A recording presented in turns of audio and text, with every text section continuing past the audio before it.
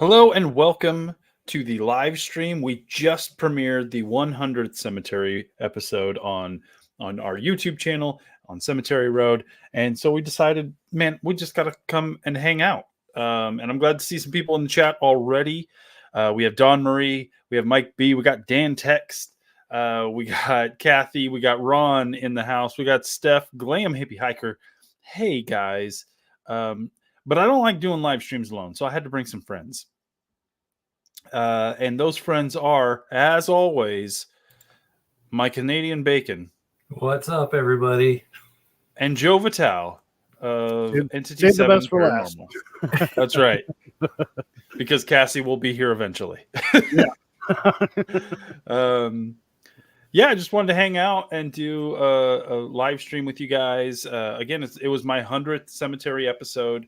Not my 100th episode or my 100th video, because we do the paranormal videos and all that kind of stuff, the behind the scenes stuff. So I definitely have more than 100 videos on my channel, but this was the 100th Cemetery Road episode.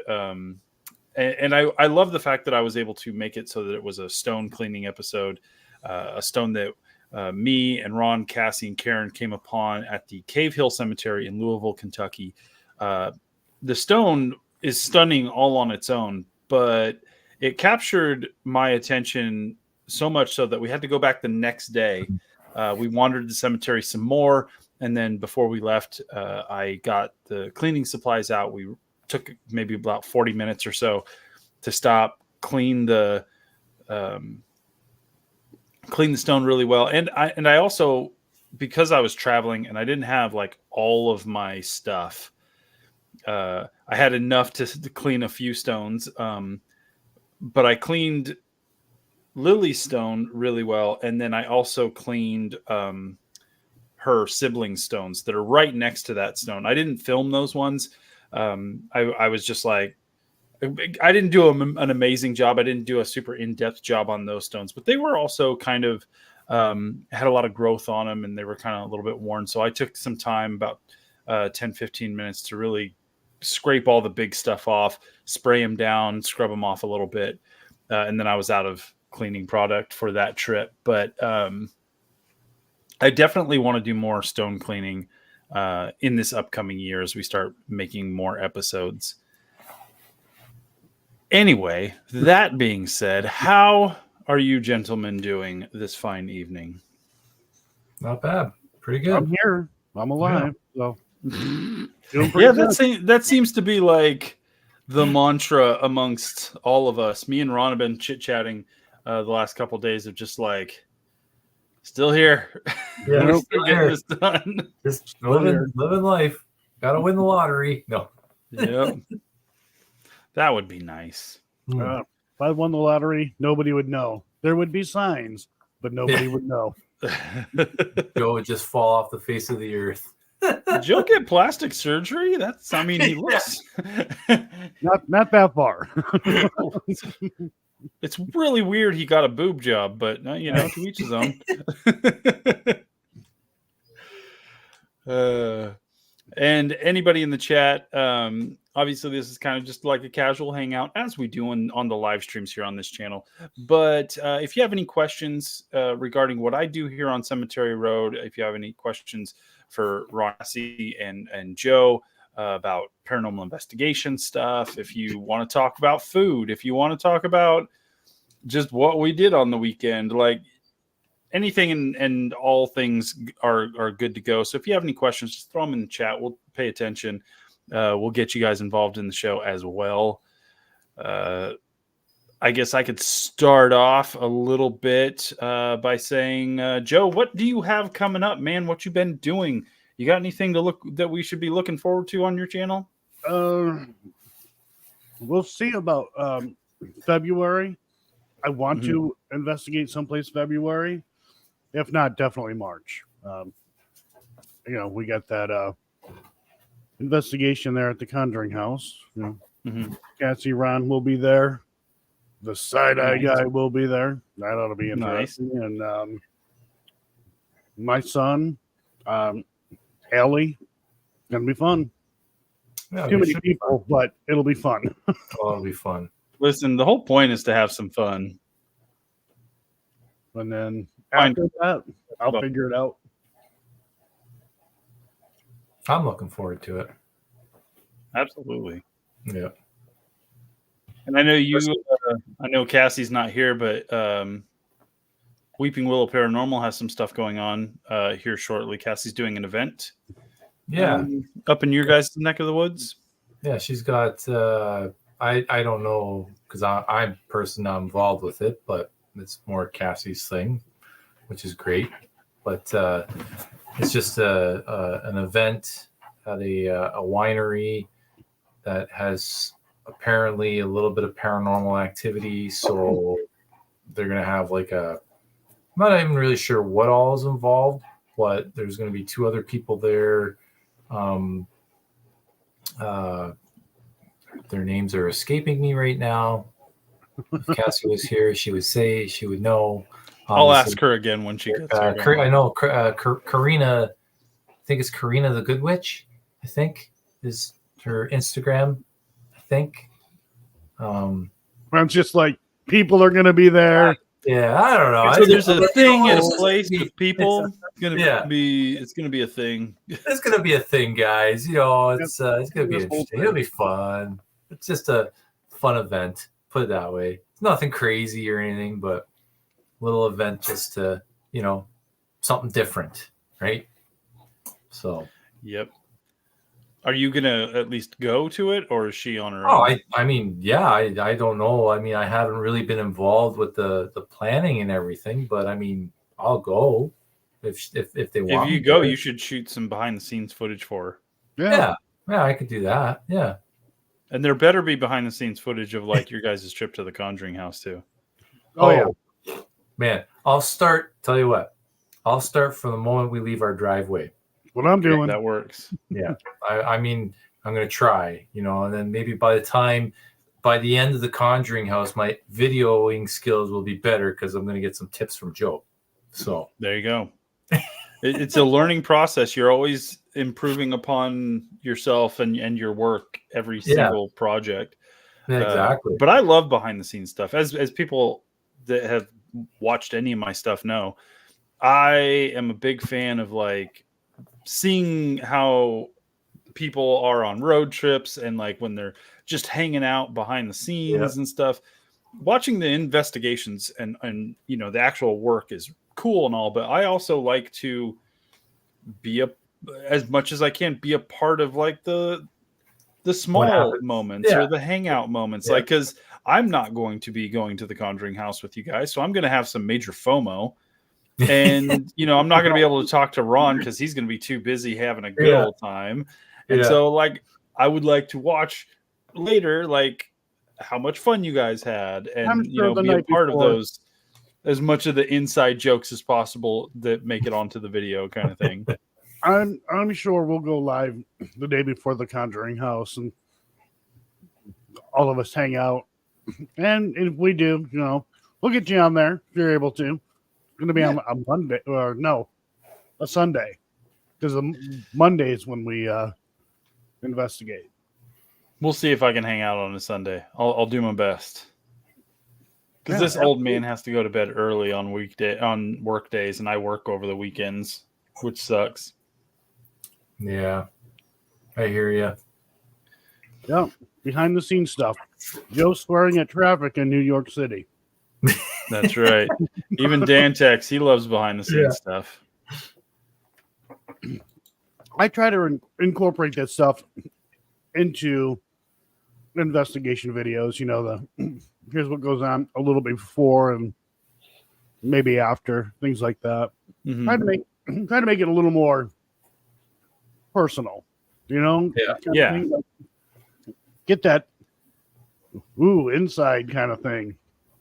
And it just allows, like, for me at least, when I'm watching videos like that,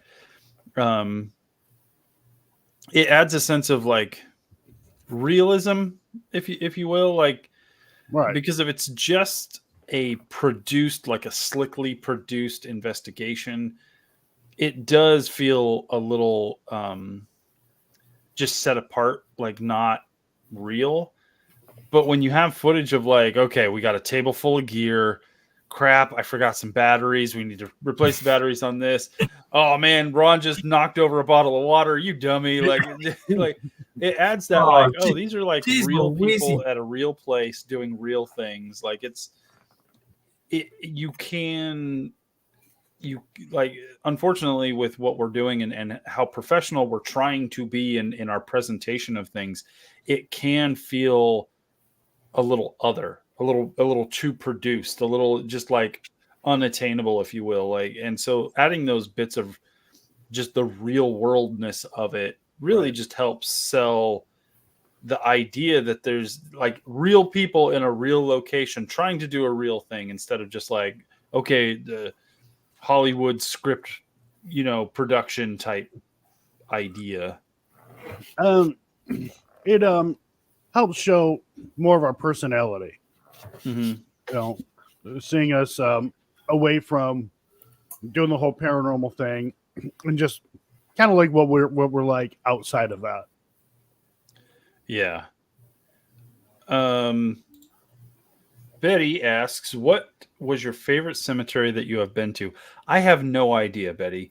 Because I've been to so many, and there are so many cemeteries that I really enjoyed, like a certain aspect of that. That's just like kind of very much that location. But then there's others that I'm just like, I like this location for a completely different reason. Like, for instance, I did a series of episodes where I was in Kansas, Missouri, Kansas. I was bouncing across the border a lot, where I was finding like small hidden cemeteries in the snow, some family cemeteries, some like old school church cemeteries.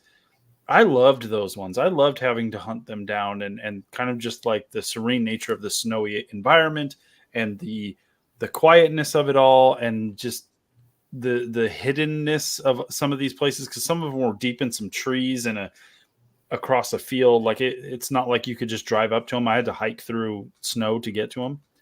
But then you have things like Cave Hill, where the 100th episode was filmed. There's just this sprawling, beautiful old cemetery that has so many different styles of stone architecture and just stories to be told. Like, all of those are awesome, but sometimes those tiny little hidden cemeteries are just as impressive in their simplicity. And even though they're not as opulent and crazy as Cave Hill, like there's something that I love about those. That being said, Cave Hill is one of my top cemeteries because it was just awesome. But I think, man, I would have to go back and look. But one of the Kansas, like hidden little Kansas ones that I went to that I found in the woods was probably one I would love to return to. Boldly Go says, I know you just posted your 100th episode, but do you know how many cemeteries you have filmed? So no clue. I've filmed in so many cemeteries. And I know some of my cemeteries, the giant ones like Cave Hill, had like 3 parts, 2 parts kind of thing. But I've gone to cemeteries during the since this show started that I just didn't film. I just went because I was driving somewhere, didn't have a plan to stop and film. And maybe it's just, some of them were just 4 stones next to a tree. And I'm like, I can't, it'd be a 30-second video. So I'm not going to do that, but I'm going to enjoy the area. I'm going to check it out. Sometimes you just want to enjoy and explore without having to, like, quote unquote, work, take out the camera and film and do that kind of thing. So I have no idea how many cemeteries I've been to since starting Cemetery Road, but I would have to go back and like count, because I know there was a couple episodes where I did like 3 cemeteries in one episode type thing. So it's been a lot. But you really like the. Remember, we found that one in Niagara on the Lake when you were down here visiting us. That one was beautiful. And see, that's the thing. Like, it's also a seasonal thing. Yeah. Some of these cemeteries that I went to, like, would be great in the summer. They would be cool in the winter. But I went in the fall, and they were absolutely gorgeous because there were a lot of cemeteries that had big, giant trees everywhere. And I went in the fall, right when like half the leaves had fallen, but the trees were just covered in like bright orange and yellow leaves, and the leaves were all over the ground. And it just added something to those cemeteries that I'm just like, this is, and as part of the thing of like, I'm filming and photographing these places, that splash of crazy color in this very serene location, like it's a photographer's dream. So like the definitely the season will affect how much I experience emotionally these locations. Dantech says, to piggyback off Betty's question, one of the 100 episodes, what was your favorite, or would you like to return to? I would like to go back to Cave Hill. That would be great because we barely scratched the surface on Cave Hill. It's so large. I would like to return to some of the Kansas locations in the spring or summertime. I actually tried. I tried to go back to one of the locations in Kansas, one of the ones that were like hidden off in the trees that I visited during the winter time. I was in that area again and tried to track down one during the summertime, and because it's like deep in some trees and stuff, the growth of the plant life kept me from being able to access it. Because in the wintertime, all the plants were, they were dead for the season. The trees were bare, and so you could really just kind of make your way in there. During the summertime, all the bushes, all the trees, everything had grown up so much, and it's in an area that nobody takes care of. So when the vegetation grows like that, like you cannot access these locations. And I tried, and there was like thorn bushes everywhere, and I was trying to get through there. And like, I'm just like, I'm going to get covered in ticks and bugs. And like, I just can't get to this cemetery again. That's kind of a bummer, but I would like to revisit those places if I can. But like I said, sometimes it's not possible. I would like to take everyone up to the cemetery where Bathsheba Sherman is buried. Where is that? It's Rhode Island. I'll go. Sure, why not? Just my arm. No, because she was, connected, but didn't have anything to do with the Conjuring House. She was, blamed for being a witch when she wasn't. Mm-hmm. And I'd like to take them up there and check it out. How long ago was that? Or is it like late 1800s or? Yeah. Is that It was Wednesday. It was Wednesday. Yeah. Last Wednesday. Yeah, it was crazy. I like coming kind of connecting to paranormal investigation stuff. Some of the visits that I've really enjoyed is like when I went to I went up into Kansas, Atchison, Kansas, and I stayed at the McIntyre Villa and investigated that location, but also went to the cemetery where the builders of that location were interred. And I cleaned their stones and stuff. And so that was really cool to kind of like connect the two things I was doing, the investigation and pay a little respect to the people who were living in the location that I was investigating. That was really neat as well. Don Marie says, some of the best random stops on road trips are from passing by a cemetery and just going in for a quick diversion pit stop. I absolutely agree. It's a great way to just stretch your legs, see some interesting things. Cemeteries always relax me anyway. So if you're driving on some of the roads I have where it's just like a freeway full of big rigs that are just like bombing down the road and trying to kill people, wandering through a cemetery will really just kind of bring that stress level down a bit. Oh, for sure. think someone's home. Dantech says it would be cool to have a summer and a winter side by side type thing, either in video or like photos. I absolutely agree.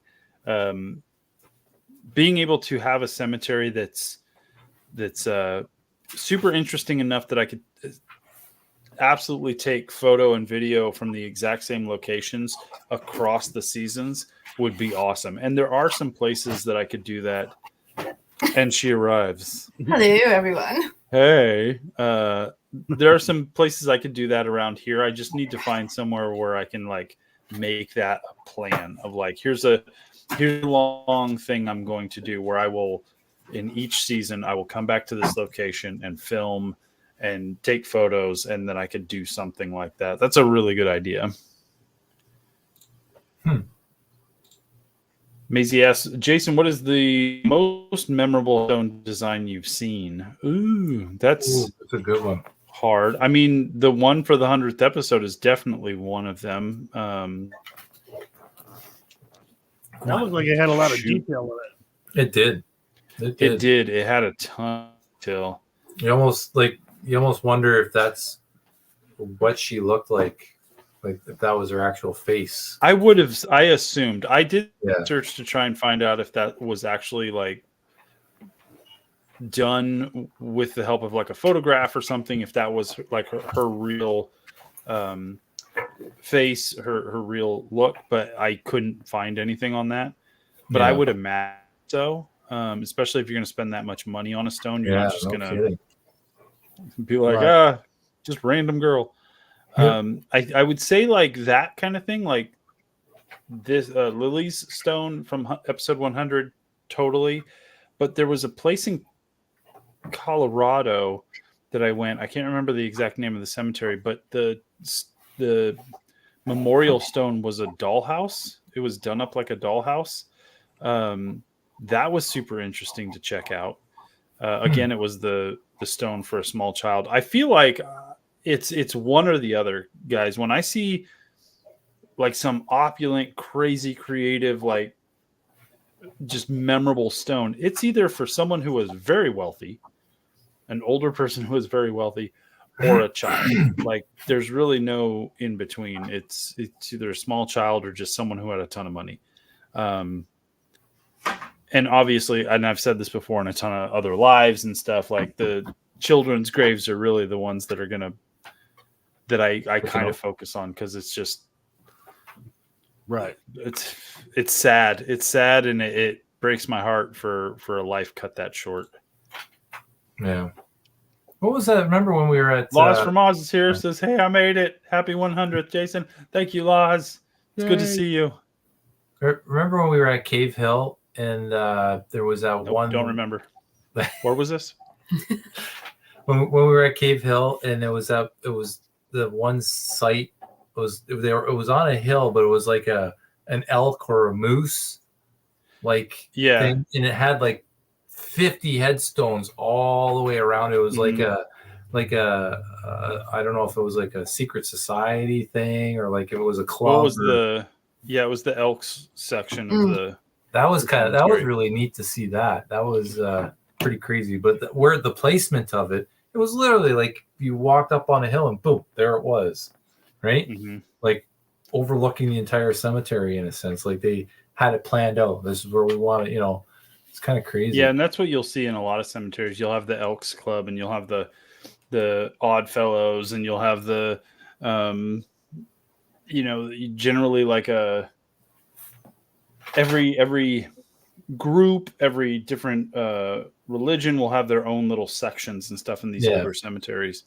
And a lot of the ones I see in places like Cave Hill, so you have these really old established cemeteries, they will have put like some serious money into like making sure everybody knows this is our section. They'll either have a giant statue or a giant spire. Yeah, it's pretty crazy sometimes. It is, because like I said to Cass, it says here where we live in Ontario, like I mean you mentioned one cemetery in Toronto that's kind of cool, but for the most part, the Toronto necropolis. Yeah, but for the most part, like there's in our area, there's nothing like that around here. No, not really. Really, like with like Well, high the one spires, in like in Niagara on the Falls or whatever. Niagara on the Lake. Yeah. Yeah. Niagara on the Lake. That's a really pretty cemetery. Yeah. But and especially again, like when I said I was there during the fall, so it was like Extra still extra grassy, pretty. but the trees Yeah. were like yellowed and everything. Like it was, and it's kind of like it's not a flat cemetery. It's in the like yard of a church, so it's not like it's a giant thing.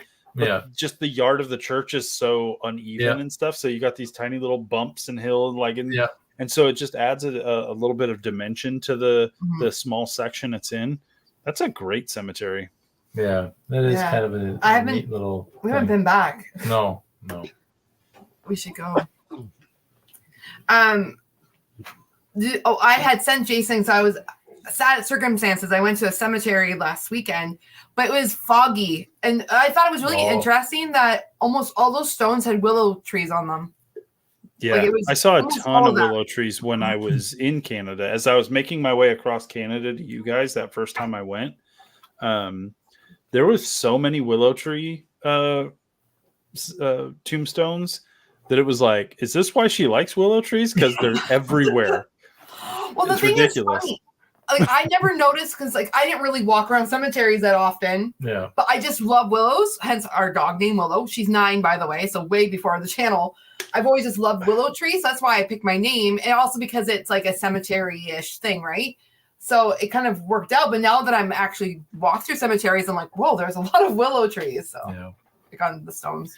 I don't see a whole lot of willow trees around where I am, which is like middle America. As you travel east, I will, like East Coast definitely.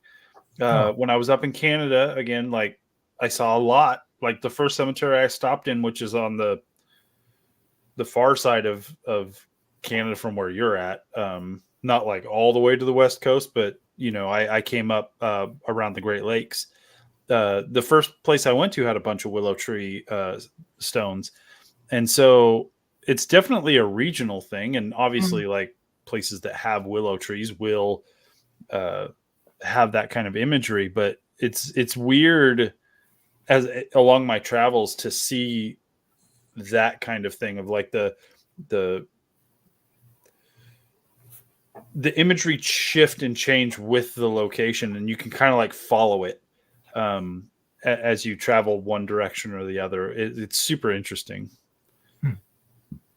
Boldly Go says, is it because they are weeping willows? Yeah. And part of that is that I think, and I think I read somewhere, it's just like a lot of cemeteries when they were created, they were churchyard cemeteries. So they were connected to a church, which meant like churches were social gathering places for that community. And so even though there was a cemetery there, like it was, the cemeteries back in the day weren't treated kind of like they are now, of like, it's weird for you to go there. Like they were kind of the community parks because there was a lot of foliage, there was trees, there was flowers, there was like, it wasn't as like a taboo-esque place as we have in our society right now. And so willow trees are just kind of hardy trees. So they just worked well in these environments to like plant them in the cemeteries and kind of no fuss, no muss type things. Yeah. It wouldn't surprise me if they were known as weeping willows just because they appeared in cemeteries a lot. Maybe they were willow trees before, but because they were kind of always in cemeteries, they just kind of became weeping willows. I don't know if this is a morbid question, but it's a good place to ask, bro.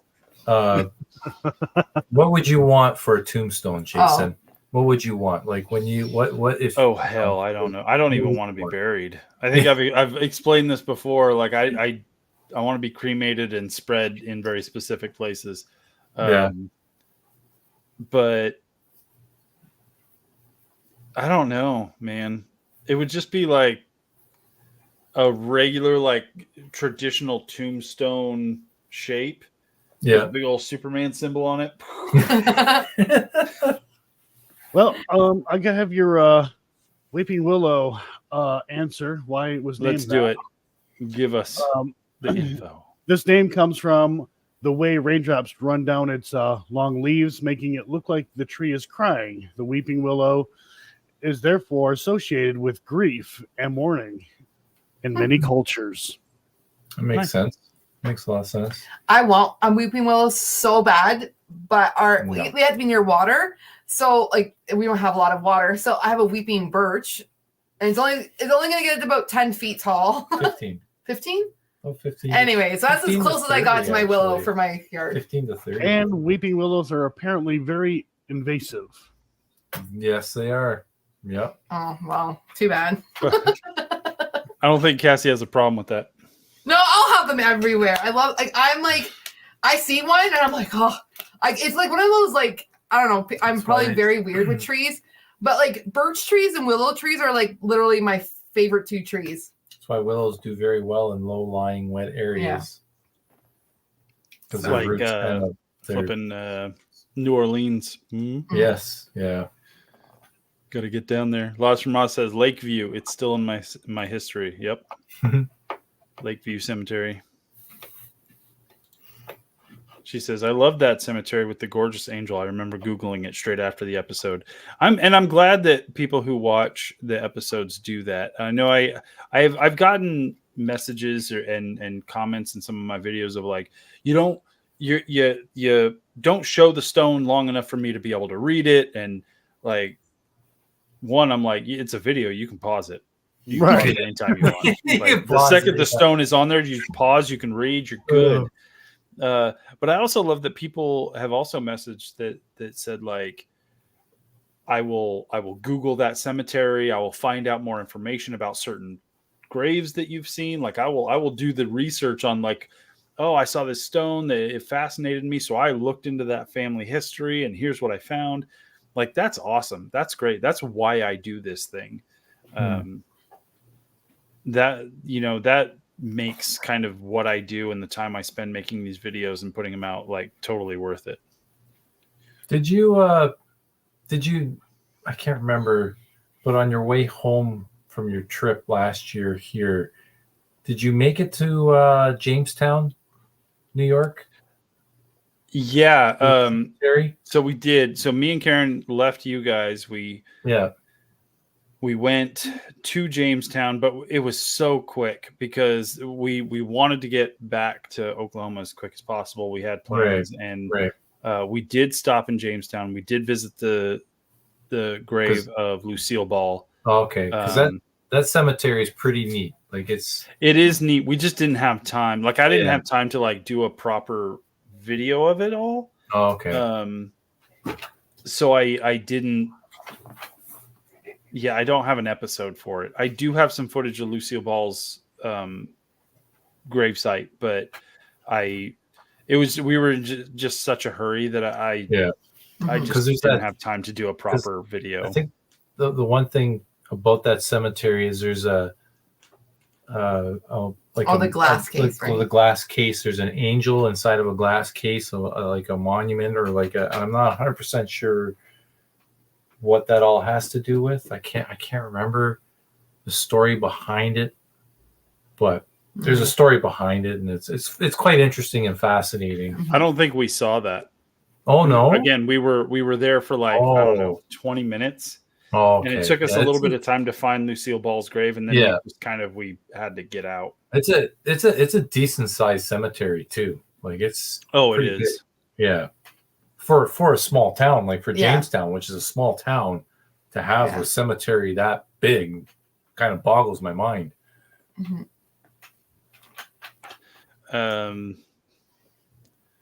Boldly Go says, I want an urn shaped like the Enterprise from Star Trek.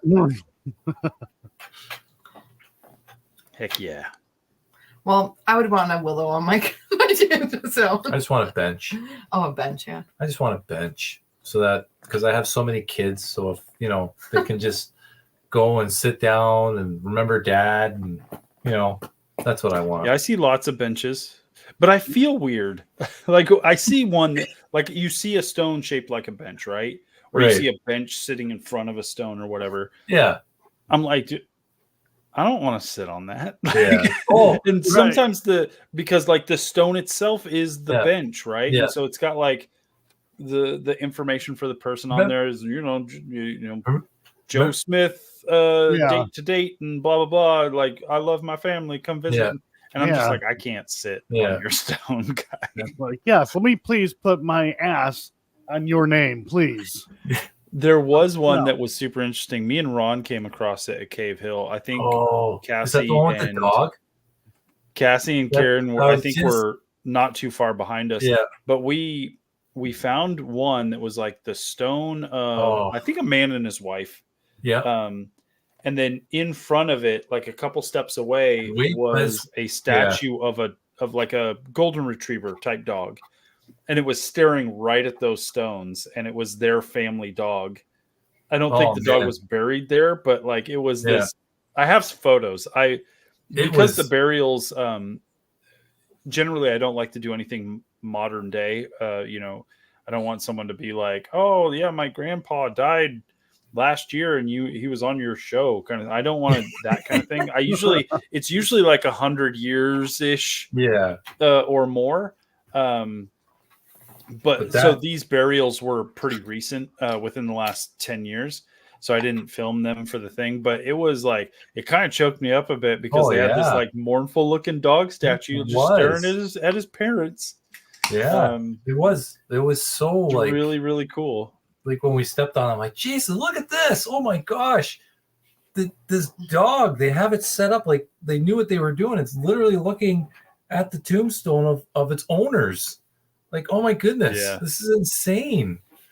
Crazy. Laws says, oh, that would be me. I'll have my dog looking after me. Yep. Yeah. And I've seen that kind of thing before of like pet reliefs at people's stones and stuff. This one like really got to me, but I've seen that before. But I also know that a lot of places there are very strict rules about burying non-humans in cemeteries. Mm-hmm. So I'm just going to assume it's just a statue that was placed, a marker that there's no dog remains at this location. Yeah. But there are times I've read where remains of pets have been interred with their owners, just kind of on the down low, or just like wink, wink, nudge, nudge. We won't say anything. So you never know. That's the thing. Is like, you never know if they were just like, no one will know that old Fido is buried under this statue. Like, nobody has to know. Yeah. So my mom's uncle passed away. His dog passed away like same day. They buried the dog with him. Wow. They were actually allowed to do that, and that's what they did. They buried the dog with him. That's fun. I mean, like in the casket, like dog just laying on its side. Why not, right? I mean, that's weird.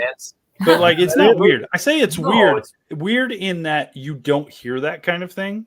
Like, right? Because how often does that happen? Really? It's like you're not going to have that situation occur very often. At the funeral services, or the wake, I should say, my stepdad and I, we walked up to his casket, and his daughter was like, yeah, Dad, he was a good man. And she kind of like patted his belly, and it was the hollowest thing I think I've ever heard in my life.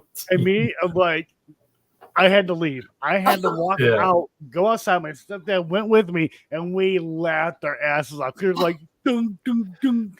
We were like, oh my God. That's where they hid the keg. Oh, man. Oh. Boldly Go says, congratulations on your 100th episode. Great to join the live episode, but I need to drop off now. Well, thank you for tuning in. Everybody has been awesome supporting this show, and I know I don't do a great job announcing when I'm going to do live stream, so it's kind of like last minute type thing. But the support of this whole community it means everything. So thanks for tuning in. I kind of on the same topic. I saw I was shown a TikTok recently, like last night. I've seen it before, but last night they reminded me of it. It's this guy like getting out of a car. He's like got dress slacks on, a white shirt and a tie, and he's kind of like pulling himself out of a car. Someone had opened the door for him, and he's like, "Hey, Mom, did we just pregame a funeral?" And you hear the person with the camera being like, "Shut the hell up!" And then like another guy walks by him, just like stumbling, just like stumbling around. So I'm like, I just pictured Joe outside of a funeral home, just like taking a shot of whiskey and just laughing his ass off. Oh my god! I don't know why. Which, It if was my so funny. funeral is a morose event, if everybody's just crying and sobbing and doing what, like, guys, that's not what I want. Like, I want everybody to tell the most embarrassing stories of my life. I want people laughing. I want it to be a party. Like if I was there, I would prefer that over people just being bummed out and stuff. Like, that's, if people are sitting there just sitting around bummed out and crying stuff, then I didn't do my job on this planet. Yeah. I've always said myself too, like if and whenever the day, I have this Hawaiian shirt that Cassie remembers me wearing for the first time. Like, we didn't even know each other. Yeah, but I walked by him on purpose. But I have this Hawaiian shirt. And I was like, when I die, that's the shirt I want to be buried in, guys. I don't want nobody wearing black to my funeral. I want it to be a joyous, happy occasion, remembering the person that was, everybody should be wearing geeky shirts. Yeah, I want it to be a party, man. I don't want morbid, sad, boo-hoo, woe is me. Should have done this. No, that's not what it's about at all. Mm-hmm. Bury me in a t-shirt and some blue jeans. I don't need to be all like decked out, like suit and tie and all that crap. And nobody needs to show up wearing anything fancy. Just show up. I want to be cremated. I don't want to be buried. You don't have to buy a plot of ground for me. You don't have to get a coffin. You don't have to spend money. Just like cremate me. I'll explain to you where I want to be spread. Go to somebody's house, crack open a keg or two, have a party. Like, that's all I care about. I want to be turned into a piece of jewelry. Oh yeah, there you go. You be made into a diamond or something. I want my ashes created into a I see that joke of like when my father died, we had him cremated and part of his ashes were placed into an hourglass that we could use during game night. So he was always with us during game night. Oh, no way.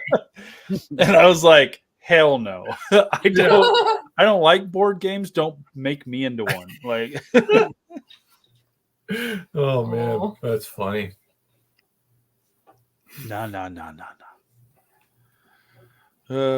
What else, guys? What else do you guys want to know? Don Murray says Joe will be buried in his corn t-shirt. And that's it. He'll be Pooh Bear in that cemetery. She's pinched my hand. Toby. That dog be pushing you around. No, she pushed my hand into the chair. Come on. This is my breadwinners. You can't hurt me. She's a hand model, don't you know? Cool. Come on. Maisie Rose says, I want people to wear their favorite tour t-shirt. Heck yeah. That's cool.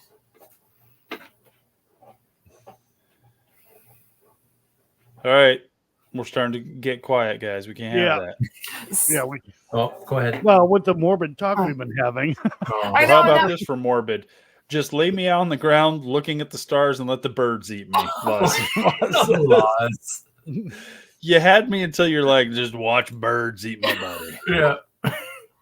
Yeah, there's a special place for that. It's called the Body Farm. So, yep. That's getting more and more popular these days. Well, yeah. Have you seen the price of funerals? It's a no wonder. They're ridiculous. It is. And that's one of the things that, like, I had a problem, sort of. This is kind of on and off topic. I wanted to create this channel. I wanted to showcase these cemeteries and that kind of thing, but I didn't. Like, I had to have this balancing act of, like, I don't want people watching my channel and leaving bummed. Like, it will happen sometimes because sometimes I'm at a cemetery that's just full of child graves, full of graves that, like, you can see a pandemic or something wiping through a community, and that took out a bunch of people. Cemeteries themselves can just bring up thoughts and feelings of just mournfulness, and so I do try and have it be not a depressing thing, but like maybe like just a meditative or hopeful thing a lot of the times. And that is a balancing act when you do what I do, when you wander around cemeteries and you kind of just are trying to highlight the passage of time. Like you can people can get bummed out by my content, but I hope, because I do try and do like these live streams where we're sitting around, we're talking, we're having fun, doing the behind the scenes stuff, or we're traveling around and having a good time, that I'm hoping my channel, it balances out that kind of feeling that it could have. Because what I definitely don't want to be of like, oh yeah, I know I like Cemetery Road, it's cool and everything, but like I get depressed watching videos there, so I stopped.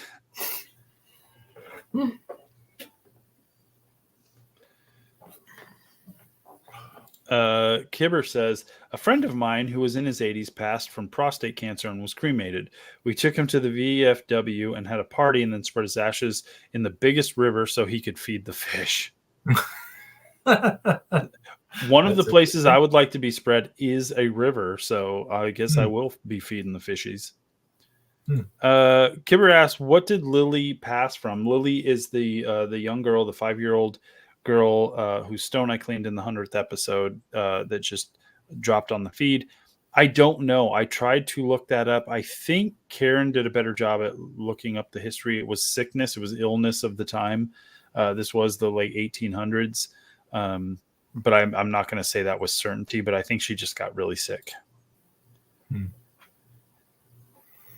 Which, I mean, when we're looking at graves from like 100 to 200 years ago, like a lot of the times illness was the thing that was going to take these people out. When you see, and children graves, the mortality rate amongst young children was ridiculous back then.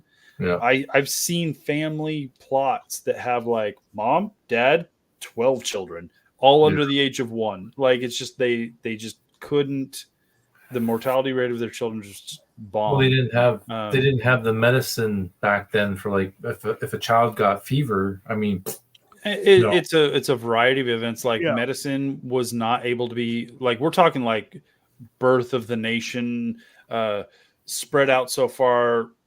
There's 10 doctors in a 100-mile radius kind of thing. Like you don't have access to medical needs. You don't have access to the right amount of food or the kind of food to give yourself like a healthy diet. You don't have money for any of that kind of stuff. Like there's definitely not only that, sanitary, like water. Cleanliness. Yep, cleanliness was a huge thing back then too, right? Yep, and so you see that a lot in what I do as I wander around and I see and I'm going through these time periods and I'm watching as like people are moving across the country or small towns become big cities and kind of all that kind of stuff. You do see a lot of sickness, people dying from sickness, and it's just kind of a thing you got to be prepared for. Is just the fact that kids didn't survive as well as they do today. Yeah.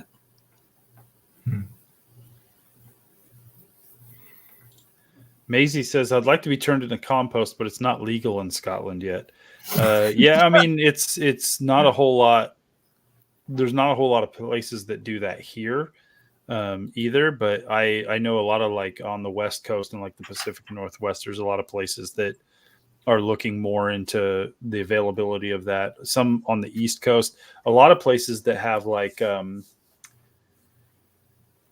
New York, for instance, that doesn't have like New York City area kind of thing, who has very limited space for burials and the like, will more than likely be pushing for like a cremation type burial or like composting type returning people to the earth kind of thing. Liquefying your body. Pretty much. That? I was watching a TikTok of this girl's a mortician, and she was explaining the whole thing where they put the body in, and it's a water emulsion thing where the body gets liquefied. Yeah, I've All that's seen left that is on YouTube. yeah, very weird.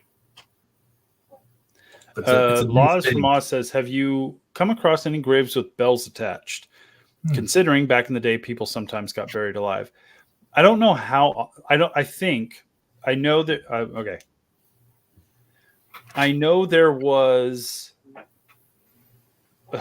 bells attached to graves because people were worried about being buried alive back in the day. As far as I've read in my research, nobody was ever saved from being buried alive by that contraption, but there are graves that have that or had that set up. That being said, I have not come across any with bells. That was a small period of time in which that was a concern and like something they were viably like trying to make happen. And a lot of those times, like, because like people were like, oh, what if they get buried alive? There'll be like a string or a chain that will go down and be hooked to the body. So if they wake up, they can pull on that. It will ring the bell. You're good to go. The string or the chain or the rope attached to the belt, it would break. It would go away like over the time, over the 100 years plus of being sitting there. And so at that point, like sometimes the bells are broken off or they just go away. So it's not, you don't see them very often. And I have not seen any. I would say probably like the East Coast area kind of thing would be where I would probably find those. And I haven't been out to the East Coast enough to do a whole lot of searching for like bell tombs. Yeah, Carrie Photo says Saved by the Bell. I think the last thing I read was that's where the term came from, is being saved by the bell. In case you were like buried alive and like you were able to be saved by dinging your bell. And It's so freaky. It is freaky. There's a lot of graves that I've come across, and one that's going to be popping up in an episode here shortly, of graves that were originally set up in a certain way and then over time had changed. For instance, there's several graves that I know of that I've read about that had windows into them so that people could basically like slide open a window or like slide open a door, see in a window, be able to look inside at their deceased one. But those windows are no longer there anymore due to the fact that like people grave rob and break things, vandalize things. So it just wasn't a viable thing to keep going. So like the cemetery would wall up the window or the door kind of thing to keep it safe. The bell idea is kind of the same thing. At some point, it's just like it either gets broken, lost, vandalized, or just replaced. And nobody's getting buried alive anyways now with what they do. Yeah. Yeah. Because back in the day, they just put you in the casket and buried you. Now it's not required, I don't think. I know there's some places that require, but a lot of places don't. Not required to be embalmed, but it is the basic way things happen. So like you're not going to find like, oh man, remember when Bob got buried and it turns out he was alive? No, he wasn't, because everything was removed. His blood was drained. Like he would have woke up way before being buried, guys. Yeah. Are you stealing a chair? Laws from Moss says, and they hired people to sit in the graveyard all night, hence dead ringers. I like that. That's a neat bit of origin story there. Or graveyard shift. The graveyard shift all day. There was a couple of photos that would get thrown around where they'd have like these iron fence, but it came around, like around it, and people were like, "Oh, people thought like zombies." I'm like, no, that's not what that was for. That was to keep people out of. Well, there are a couple instances. I know of some grave sites that have the cages on them, because people back in we're talking hundreds. We're talking over in Europe. Scotland. There's a couple in Scotland that I know specifically where people thought the person being buried was evil or they were cursed or whatever. Yeah, and so they put cages around the burial spot to keep them in, kind of thing. That was a very religious area, and they were being cautious. That makes sense for like back in the day, like way back in the day. Like here in America, especially as you move towards the West Coast, as time, and society moves towards the West Coast. Yeah, Joe's right. Like 99% of what you see that's got like a cage or a barrier or whatever, it's just to protect it because it's either crumbling already or vandals were prevalent during that day. It's not because like we had a really big worry about zombies or whatever. It's just time, place, cultural ideas, religious philosophies, like that kind of thing. Mm-hmm. But you're not going to see that a whole lot here. It's mostly just protecting stuff from vandals, which unfortunately that's still a problem. I mean, I've just seen fences, but I've never seen like the iron coming out of the ground to protect. That I've never seen. I have, but again, it's like when I was in Europe, so I don't see that a lot here. And if I do see something that's like coming out of the ground, like it's a very modern day thing of like, this is a very old grave and it's already crumbling and we don't want like someone knocking into it, stealing it, or like, whatever. Right. But yeah, the fencing around graves and stuff, mostly that's just due to like, this is a family plot.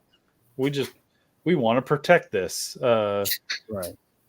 That has nothing to do with like, well, maybe they're zombies or maybe like evil spirits. This iron fence will keep the ghost in.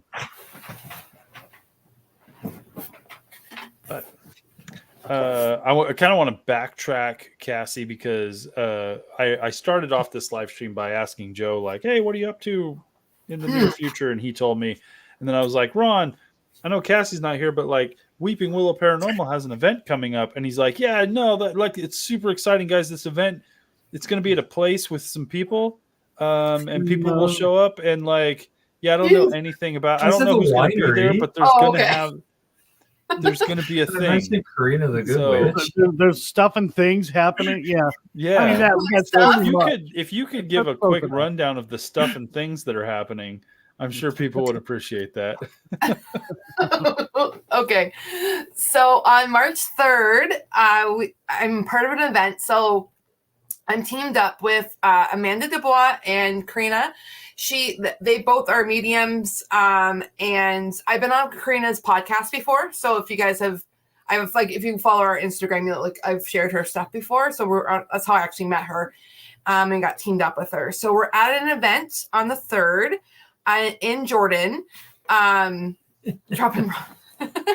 Thanks, Jason. No. So it's in Niagara region. So, but it's at Hansberger Estate Winery.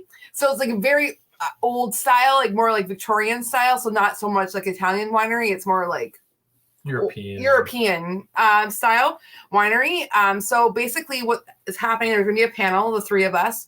And Karina and Amanda will be talking about intuition training and kind of like trusting your own gut kind of thing. I'll be like a speech, and then I'll be talking about investigation, like how to do it or like some tips and pointers. And then after that, we're going to investigate with the group of people who are there, the property. So we have access to the barn, I believe. We have access to the house, another building on the property, I believe. So, and it's super haunted. So pretty excited. Yeah. The guys wanted to know if I was going. And yeah.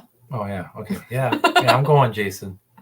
And also, I told him, like, I asked him, I'm like, are you going? And he's like, I don't know. I'm not doing anything, but like he wasn't invited, and he's just like, I don't know, maybe I'll hide in the car and all.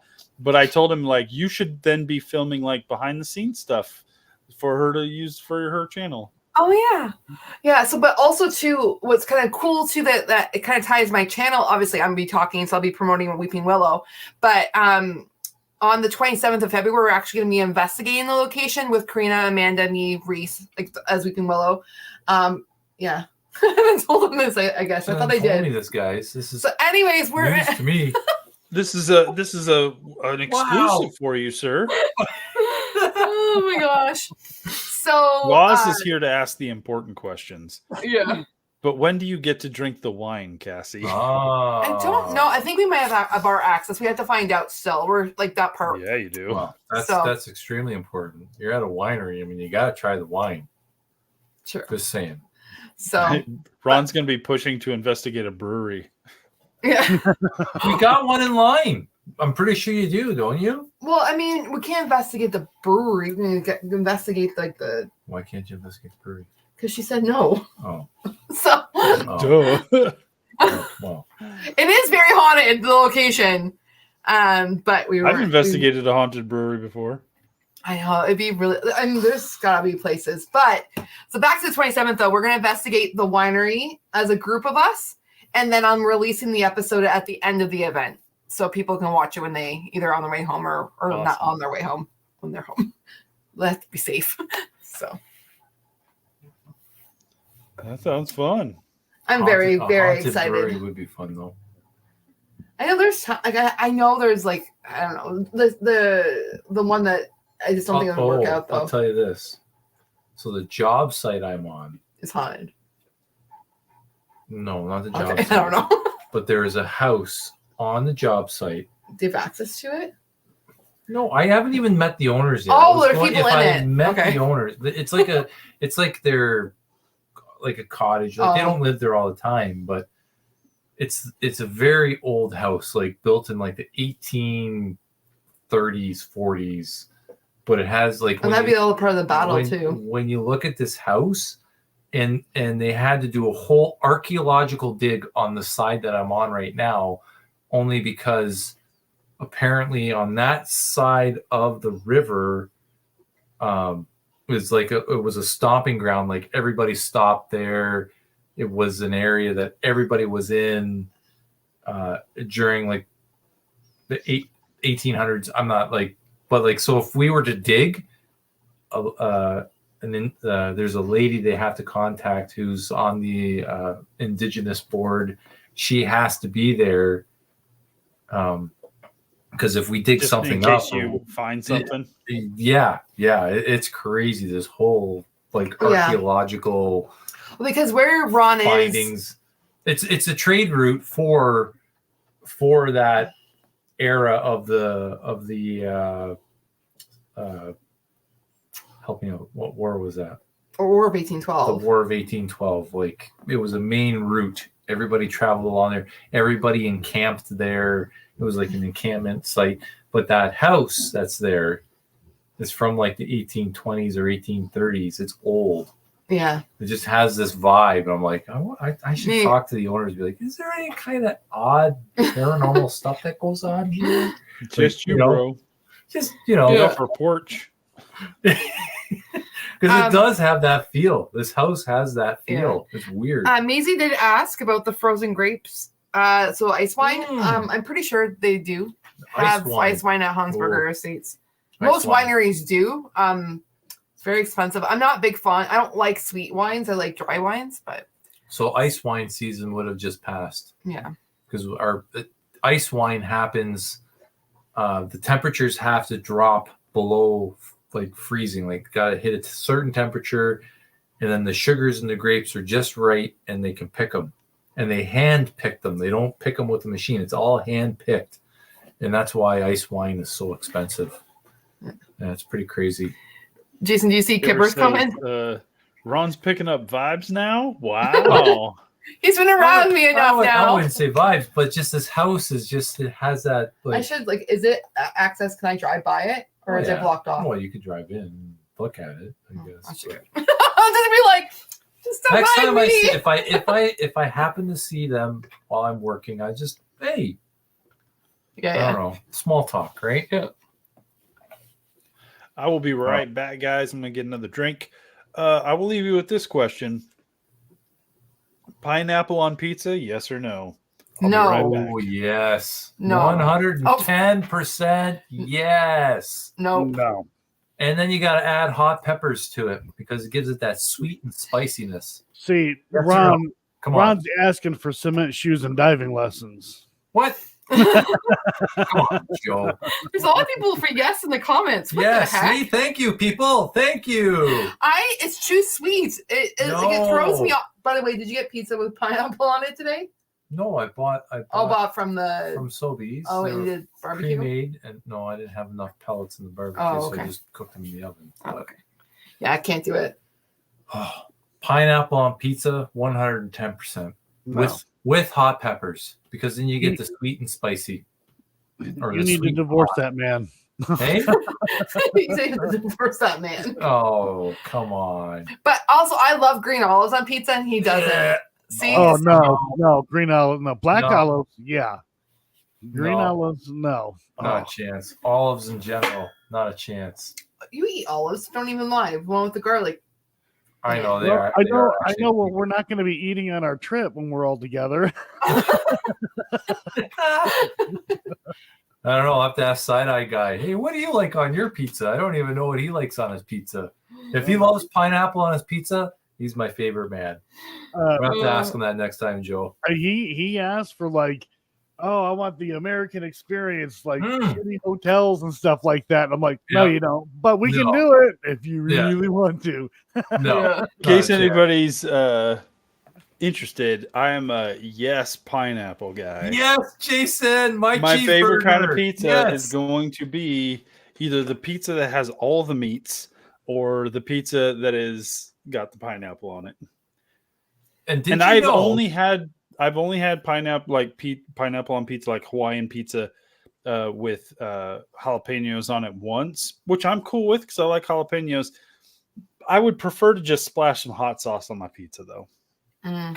But did you know that the Hawaiian pizza was developed in Canada? Mhm. It's a Doesn't surprise me. Canadian-made thing. Developed. Make it It sound was like it's a weapon or something. it was made in Canada. The idea came up in Canada. Now that's the And problem. I know Joe said that Cassie now has to divorce Ron. Yeah. It sucks that Dawn had to find out that she no longer has a boyfriend. Oh my god. Oh, Joe's girlfriend loves pineapple on pizza. Mhm. Yeah. Whoa. Yeah. Oh no, Joe. I didn't Really say she was sucks. Scary perfect, thing. okay? What's that? Well, Yeah, I didn't say she was perfect, okay? Oh, come on. Now Everybody this sounds has their interesting. flaws. The Conjuring House, so it's Mediterranean like, pizza with made in thinly heaven. sliced lamb with mint and feta. That sounds Ooh. flipping amazing. That does. I don't know. That is That not a does. pizza I've ever heard of, and I'm like, I Ooh. would have that absolutely. So The mint Laws- threw me off. Laws is from New Zealand. Oh, is she sounds not? amazing. Oh, Australia? Yeah, Oh. she's No. Australian. Okay, sorry. All right. Oh, the lamb is where you were trying to I'm get she's trying at. to from think she's of land, she's right? from the land of Oz. Land of Oz. She's Oh, she's all right. friends with Dorothy and oh, the Tin okay. Man All and right, yeah, Tin Scarecrow. Man, I yeah. can see Oh, why you're confused. Yeah, very. Yeah, okay. That makes more sense now. Yeah, okay. It should be Laws from the Emerald City, but it's Yeah, that's a Yeah, mouthful. that's- Laws from Oz. Okay, sounds Laws way from better. Oz. All right, okay. All right. Mint on a pizza. Like I've never even considered Ooh. that. I think that sounds amazing. Well, have you eaten lamb with mint jelly? Once and amazing. Yeah. thank you. Law says, don't you have crust pizza stores? They do them. No, never heard of a No. crust Pizza store. pizza place. Nope. What? The crust. We That's don't what. got those. You don't have your comments up, so I have to look at my phone. No, Well, he was having a hard time turning the volume up on your computer, so Yeah, you I can't tried blame to Oh, him. do the that. volume's right there on the no, speaker. no. I was pushing that and it wasn't working, and then I had to go into settings and I played around and I figured it out. Good Okay. for you.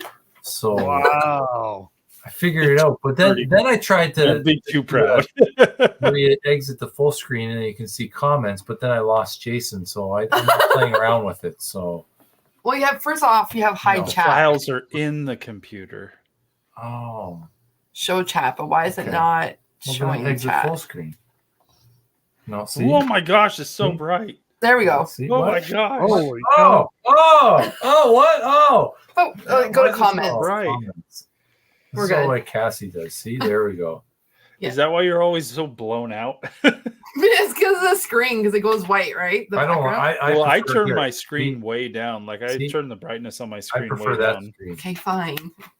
I prefer that He screen. prefers to live in the But- dark. But Cassie likes to watch all the comments. Well, yeah, it looks better So than then looking she- at my so- phone. It throws all the Can comments. you not see the in. comment? Because I'm on StreamYard, and Yeah. the comments are Yeah, on we can StreamYard. here. So if we do this, But then there's then it. see the difference? Why you need to turn the brightness down on your screen? Then There, see, Okay, I have to figure that out. see.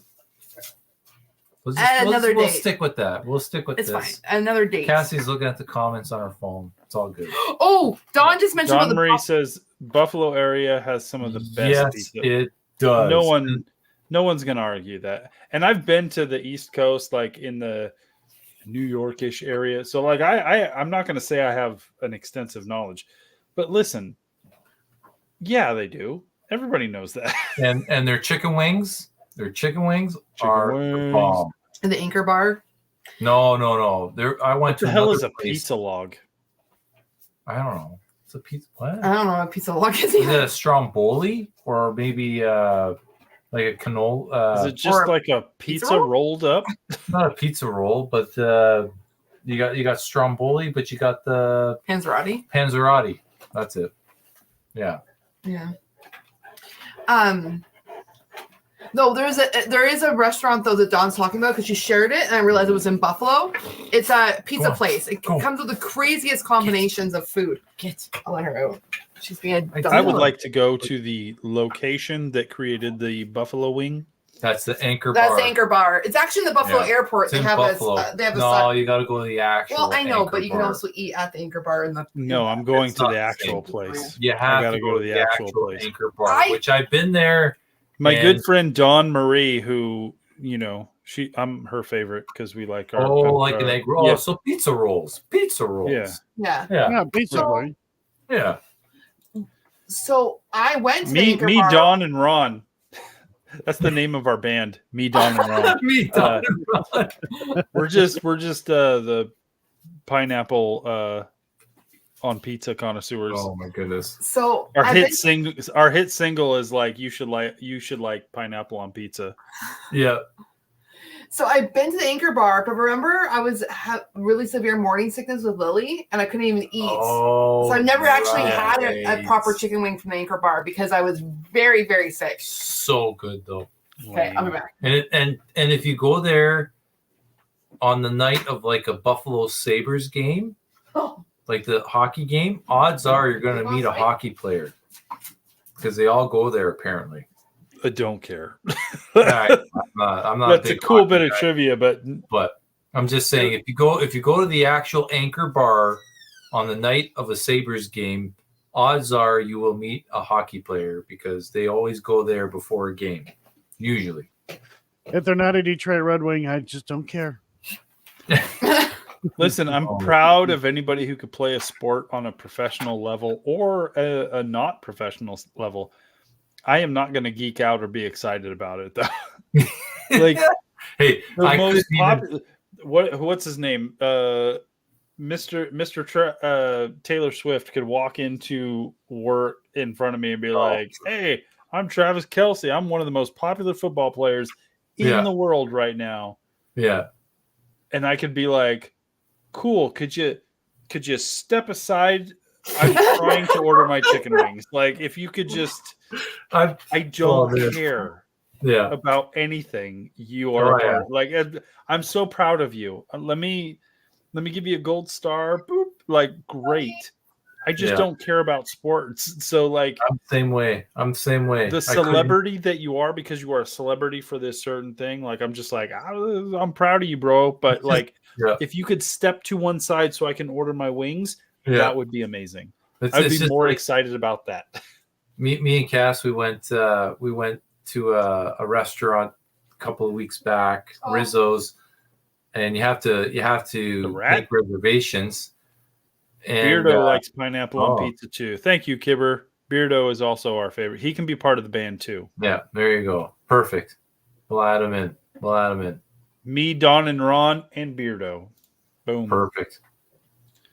But me and Cass went to a restaurant, and then this guy comes in with his date, and he sits down at a table kind of beside me and Cass, and right away, the chef that's in the back comes out, and he goes, I just want to give you this and this on compliments on the chef. I'm a really big fan. I'm looking at this guy. I'm not trying to but they're right next to us. I'm like, who is this guy, right? Yeah. I'm trying to figure out, he's a big fan. And then Cass, he's probably like a hockey player or something. He looked like a hockey player. Yeah, he had that look about him, like that build, that height, that everything. Yeah. But the thing is, he had 3 teeth in the black eye, so we're pretty sure. So, but the thing is, Rizzo's, okay, so we have a famous chef in our area, Matty Matheson. Yeah. So he's in the show The Bear. Before. So he owns that restaurant. He opened a restaurant. He owns it. He's from Fort Erie. He's from Fort Erie, but he's not there at that restaurant. No. Right? Kasara can be part of the band too. But yeah, famous people go there because I think even the last time we were there was someone famous because we kept it's just interesting. But the food at that restaurant is and it's a very insane. well. When we first, it took us 3 weeks or a month to get to book reservations, and then when we went a couple weeks ago, it took us a week. So they're starting to open up a little bit better. And it's top 3 or top 4 in Canada. All of Canada for new restaurants that have opened. Bandmate Dawn says she's a wing connoisseur. Nice. She has to have our 3 a.m. wings. Oh, can we travel with our smoker to the Conjuring House? Is she going to the Conjuring House? I'll tell you what. We could invest. Nobody's answering my question. Yes. Sorry. Go ahead. She is. What? I heard it. You should make a batch of 3 a.m. wings and just take them with you. True, but they wouldn't be the night before. You make them the night before at 3 a.m. They would. You don't have to make them at 3 a.m. You just have to make them the same way that we did at 3 a.m. that night. I don't know if reheating them would be the same as in getting them off the smoker, and you know what I mean. Yeah. I know it won't be the same, but you could try. So the only other option is you can get a portable charcoal grill. Yeah, You're making this too difficult. You're making this too difficult, bro. Okay. All right. Okay, Don. In your favor, maybe what I might do is I will make the wings the day before we leave. Which Jason just said. This is what Jason said.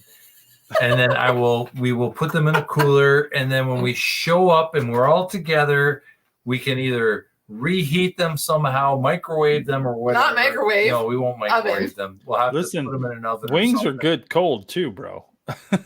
Yeah. Okay. You could have 3 a.m. wings part 2. I don't know. All right. Hey, behind the scenes, right, Jason? Behind the scenes. I could film myself. Hey guys. Breakfast wings, bro. Breakfast wings. I could do a behind the scenes thing where I put them on the smoker and be like, I'm making these wings just for Dawn because she's a wing connoisseur and I want her to experience the whole 3 a.m. And I want to know what she thinks of the breakfast version. Yeah. Because listen, when I was in high school, I had a friend. I would spend the night at his house every weekend. We would rent a ton of movies. We would order from the same place. We would order pizza and wings. This place for $50. You got two pizzas. You had to pay for extra toppings, but we were simple kids. We were just 2 pepperoni pizzas. We're good. We don't need anything else from that. And then you'd get 50 wings.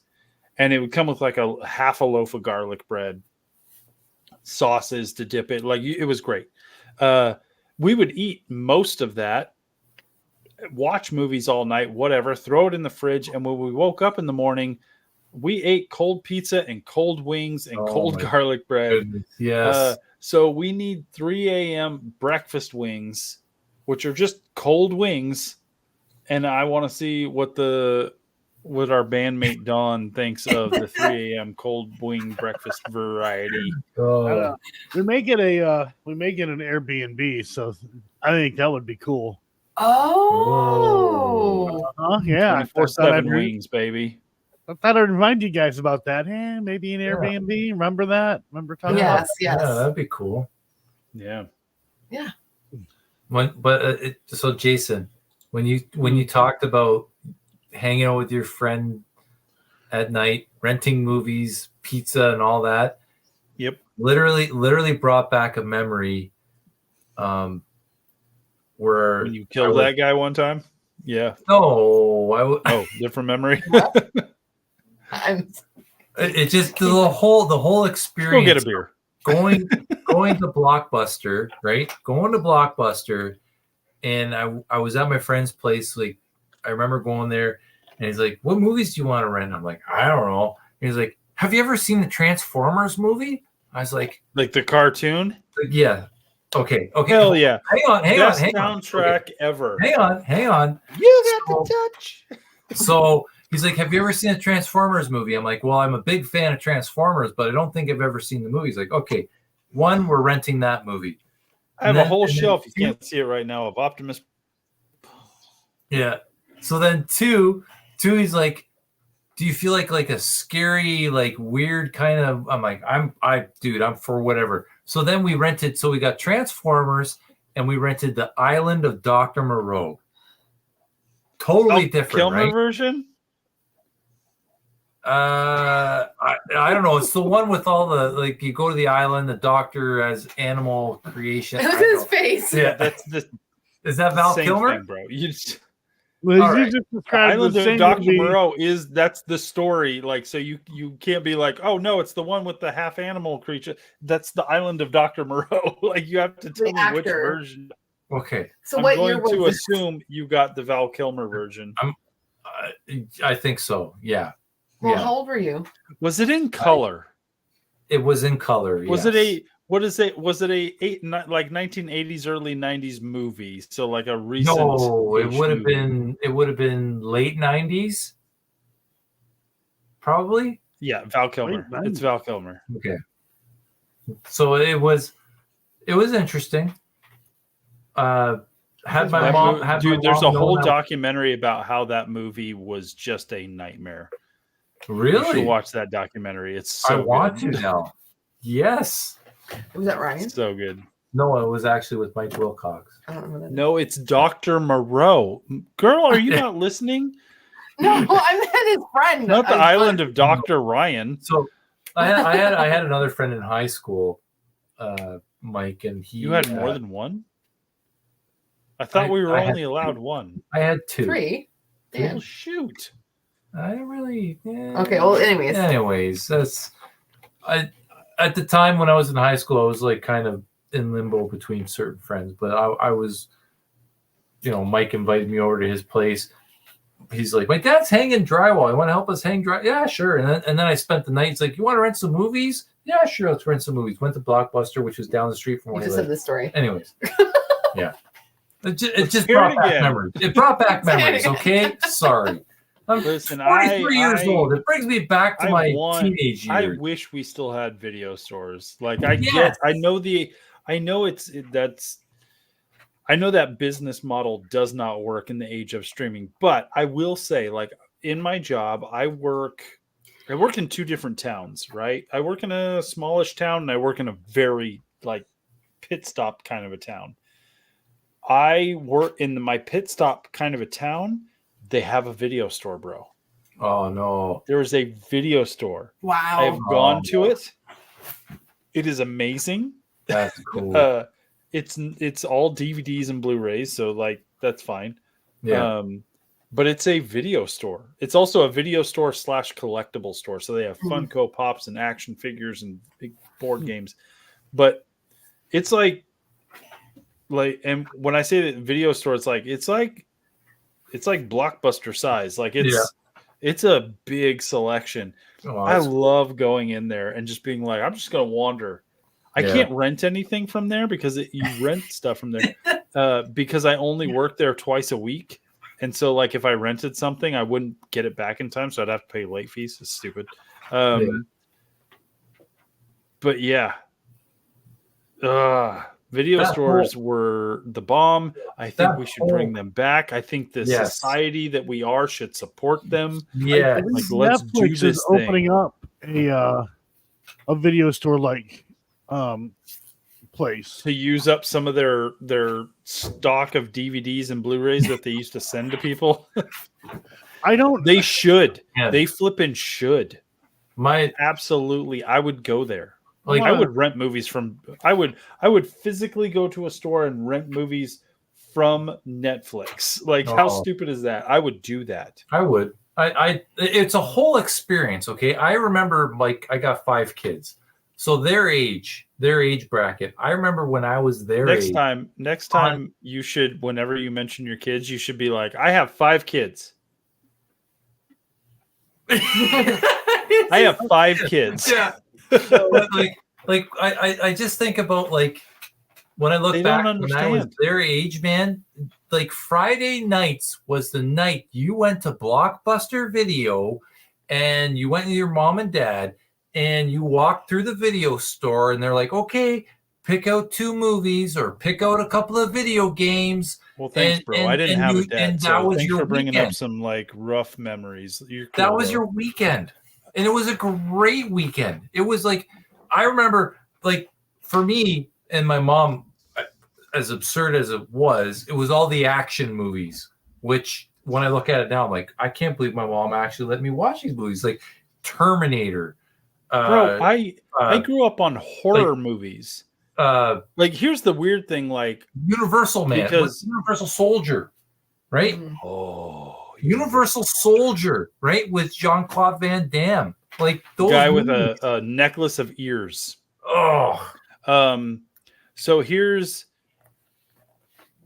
how weird it was, because video stores, I'm wearing a Blockbuster t-shirt, like, but I grew up going to like a mom and pop video store. Mhm. It was yeah. this little tiny video store, but it was in the golden age of VHS, where like you were just like, there's so many cool covers, and that's where I fell in love with horror movies, because horror movies had the best covers.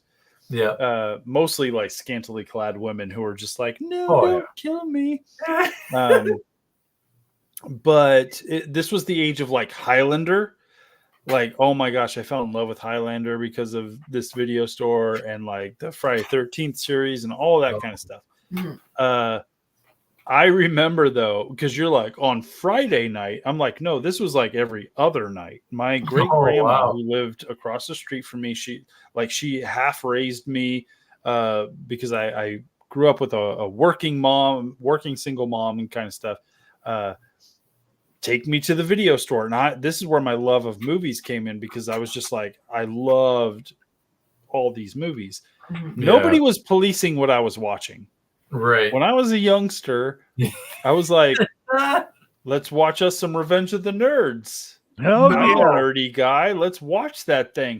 Nobody Oh paid my attention that it's just like straight up half a softcore porn. Like naked women. Like there's literally aspects of the storyline where it's like the nerds invade the not the frat house, the Dormitory? sorority house, Yeah. and secretly plant cameras so that they Yep. can watch women undress. Like We the heroes got of the Bush. story are doing some illegal stuff to the Yeah. point of like one of them, I don't want to get demonetized, but like has relations with a woman without her knowledge. Like it's like there's some questionable legal stuff that they, not even questionable, they break the law, bro. Yeah. They Yeah. are And arrestable. that Years is in why- jail kind of crap in that movie. I watched that movie so many times, but there's just nudity everywhere. Porky's 2. oh yeah. It had a Nobody mole paid on it. attention. Yeah, nobody paid attention to what I was watching, and I was watching No. naked people having sex, people chopping people up, because I was big in horror movies. So like just, decapitations and blood and guts and gore and all that kind of stuff. I've been watching that stuff since I was like a little kid, all the way up into like I'm in middle school. going into high school. I'm like, I want to watch this movie called Psycho. And my mom was like, no, you will never watch that movie. I'm like, okay. Like I'm literally watching Jason Voorhees just like chop people up. I'm watching naked women running all over the place. And I'm like, Psycho must be terrible. Yeah. So like in my mind, I'm like, oh, I have got to watch this Psycho movie. This is the one my mom's like, oh no, this is where we're drawing the line. You will never watch this movie. So for like 2 years, I was just like, I gotta watch this movie. I gotta figure out a way to watch this movie. My mom won't let me watch it, so I can't rent it. Like I gotta figure this stuff out. I finally watched it and I'm just like, what's the deal? It's when I realized I'm like, nobody's paying attention to what I watch. Yeah. Because this was the tamest thing I'd ever seen. And I'm like, oh no. Like I'm nobody's watching me as a child. I'm like, I can do whatever I want. Like it was a weird realization to have at that age. Yeah. My aunt worked at two of my aunts worked at Blockbuster. So I got to watch a lot of like movies for free or whatever. Like hell yeah. Yeah. Well, I remember watching Tremors. I'm probably too young for that. Goodness, Tremors. But like Tremors, Dude, but Perfection, Labyrinth. Nevada. It's not a real place, but like Tremors happens in Nevada. Perfection, Nevada. Yeah. Oh yeah. I mean, it's been a while since. Great movie. Yeah, and then So I just thought Stampede. Yeah, I remember watching that movie at my aunt's house. My aunt Fran, Uncle Robert. Tremors. Also, then my mom found out. She got but- so mad. I wasn't allowed to visit my cousins for 2 months because of that. That doesn't surprise me. Yeah, she got pretty upset. but also the movie Purple People Eater. Anyone? I know what it is. I've never seen it. Oh, okay. I've never seen it. Little Richard was in it. Nobody beyond our generation knows who Little Richard is. I know. Oh. Joe Vitale, I don't know if you know him. He's from NTD7 Paranormal. Says the streaming giant plans to open its first 2 Netflix houses in the U.S. 2025, offering merchandising, food, show-related activities, allowing entertainment and retail to merge. It's freaking like, yes, do that. It sucks that it's only 2. I understand it's only 2 because this is niche, very niche. It's probably going to be in LA and New York. So like, let's not be too surprised. Yeah, but I would go. I would absolutely go. They gotta give it a test run, see how it'll do. They got to bring it back. Honestly, it's that whole experience. Like I wish on a weekend. That's how I feel about. That's how I feel about movie theaters. That's how I feel about movie theaters. You have to make going to the movies an experience. Yeah. Like, that's why I like movie theaters who are like, we're serving alcohol. We have a restaurant inside. We're selling merchandise. Yeah. We're elevating the experience of going to the movies to say like, hey, yeah, in a couple months you could sit at home on your couch and watch this movie on your big giant TV with your really good sound. Yeah. But you're going to miss out on the experience we can bring you. I think that's where the problem came of like movie theaters got super lazy and like they're just like, we're just showing movies and popcorn. It's like, no, you need to make it an experience so that we're willing to pay $15 to $20 to go to your place. That's like, just for the ticket. And then have an experience to watch this movie. Otherwise, I will just wait and watch it on my couch. That's my biggest pet peeve with movie theaters right now. Is it's so god dang expensive. Okay. Well, like, it's not if you go see a movie. No, but you have. I know. Okay, you have 17 children. Bring it up again. Yeah, 5 kids. I get it. Listen, we're planning a whole Disney trip, and it's like $16,000. Okay? Canadian. All right. Like, that's where that gray hair's coming in. I can see it. Yeah, I know. But I wish things were like. I would love to take my kids to movies and go to the movie theaters, but it's so expensive. Why am I gonna I could literally just sit at home. I have a big TV, like you said. I got a big TV, got the surround sound. I'll just pay the $15, $20. Boom. When you have 27 children like you do, you just you can be like, hey, you three like this type of movie, I will take you guys. Yeah. And then like the next time it's like, oh, the other 17 like this one, so I will take you guys. But what I don't movie? think then, like, there there are are- going to be around much longer. Oh, no. I think they will. I think they will. I think theaters will be around in terms of like, but they will be event locations.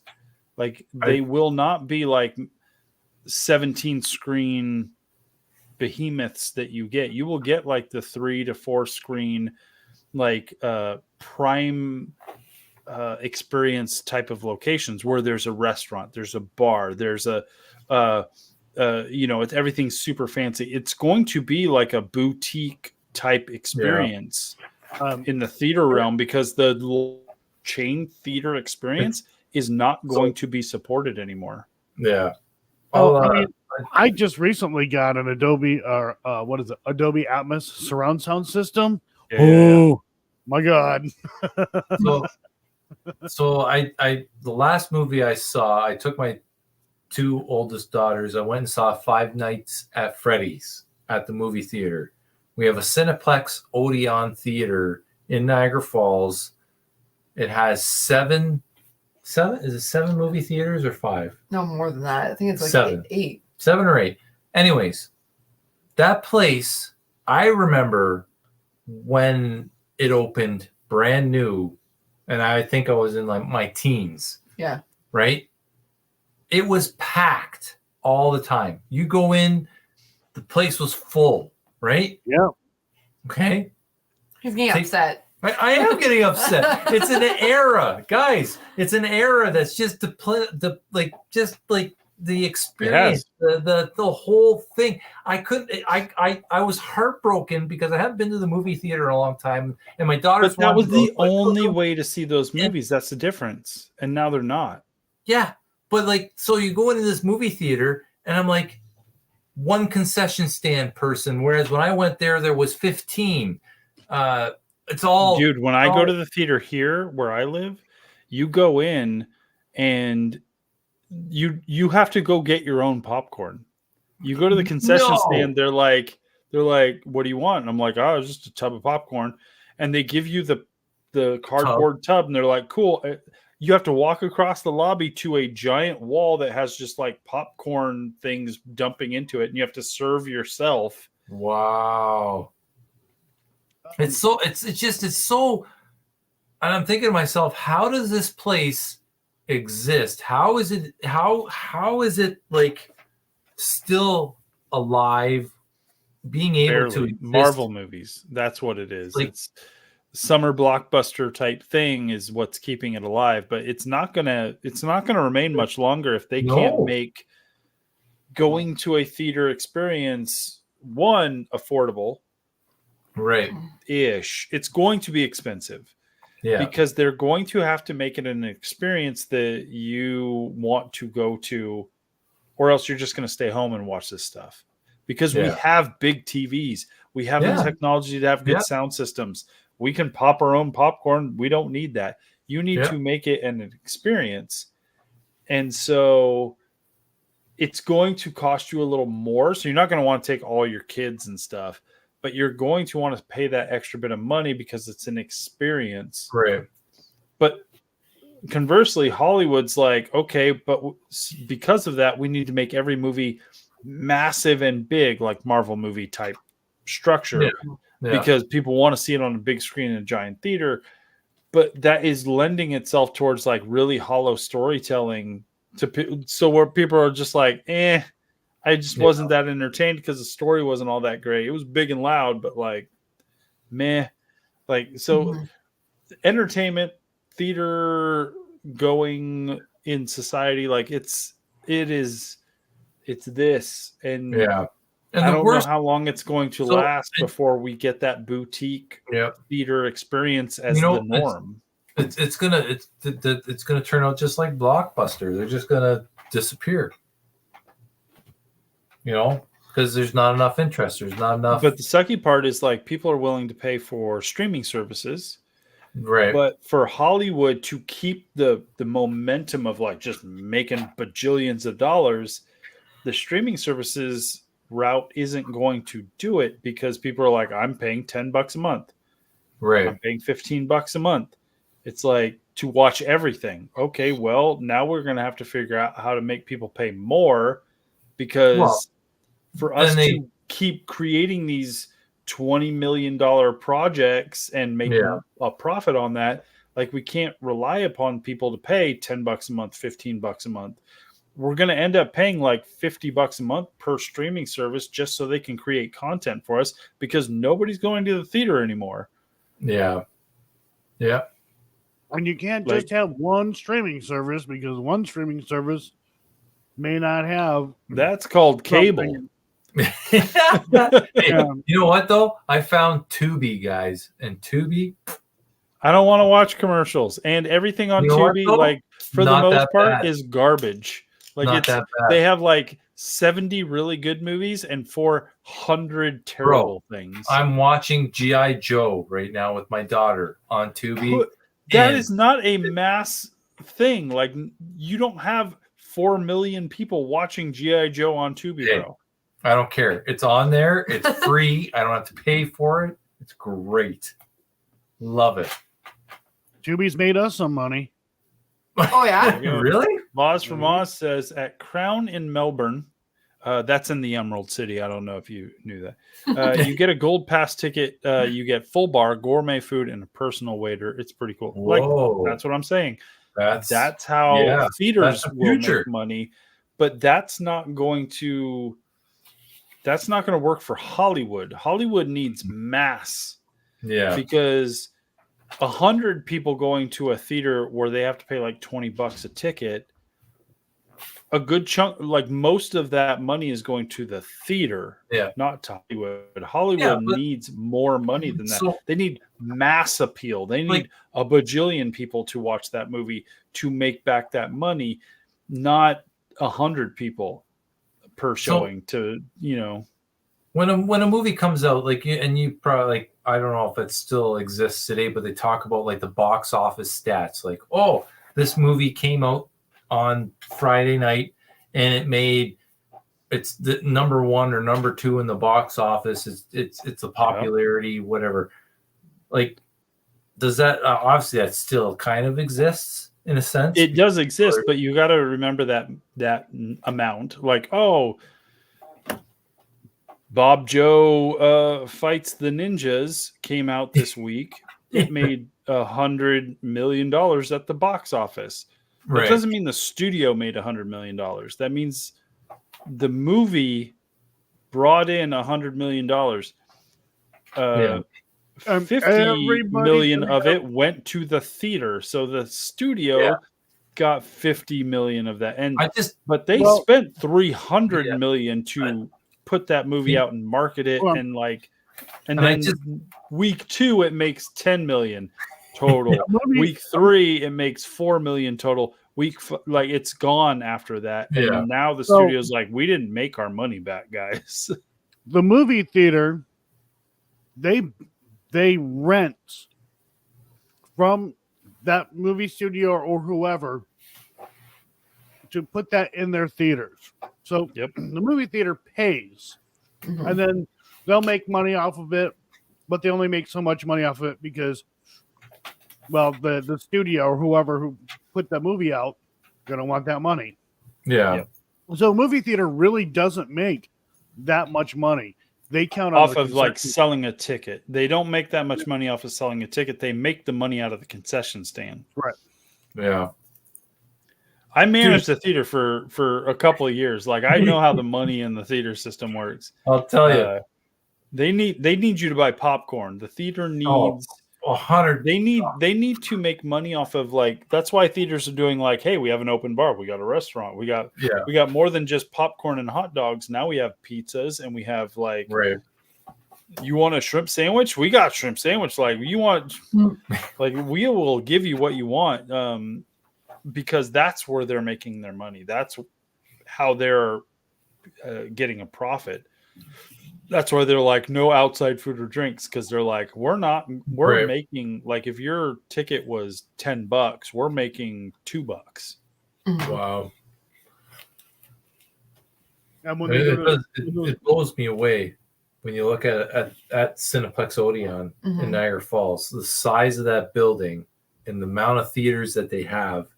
And when I went there that night to watch the movie, yeah, I'm like, I remember when 20 years ago when I was like 20, there was like lineups to go That into was the 24 years theater. ago. There was like Oh, yeah. lineups to Oh, go yeah. into the theaters, like it was packed, right?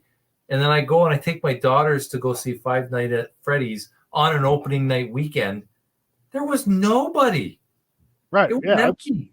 There was 6 And people part of in the theater. that, bro, is Five Nights at Freddy's released on streaming the same night. Why do I need to go to a theater? I could watch it at home. I guess, yeah. I didn't know that. I didn't know that either. now Ron's like, I should have stayed at home and watched it. I could have saved myself. You had to pay 80 for bucks. it, but like, yeah, Could have saved myself $80. you could have. Yeah. My friend and I, we went to the movies like premiere weekend, and it's fucking empty. And I'm like, Mhm. how? Right? Yeah. I can't remember what movie it was. We were the only ones in the fucking theater.